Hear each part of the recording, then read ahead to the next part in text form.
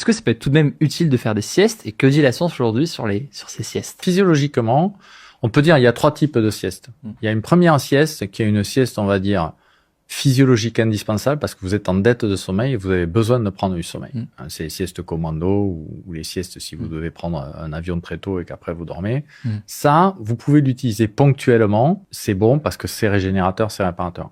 Ça dure combien de temps un sommeil comme ça? En gros, si vous faites 30 minutes de sieste, on avait fait des études avec le Karolinska Institute où ils avaient montré que 1 heure de sommeil, ça compensait 50% d'une nuit de sommeil. C'est-à-dire les fonctions cognitives peuvent être restaurées en 1 heure de sieste. Après, la deuxième condition de la sieste, c'est je peux pas vivre sans sieste.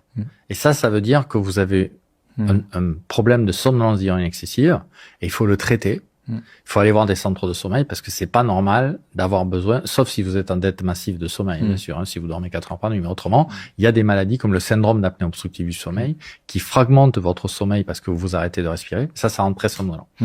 Et après, la troisième sieste, c'est assez rigolo. C'est une sieste un peu ludique et créative.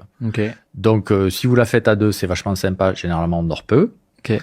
Si vous la faites tout seul, ça peut être une façon aussi de resetter les fonctions cognitives. Par exemple, pour réfléchir ou pour remettre à niveau. Les tests peuvent être utiles et faire du bien. L'élément de vigilance à avoir, c'est si on a absolument besoin tous les jours et qu'autrement on est complètement HS. Là, ça devient compliqué.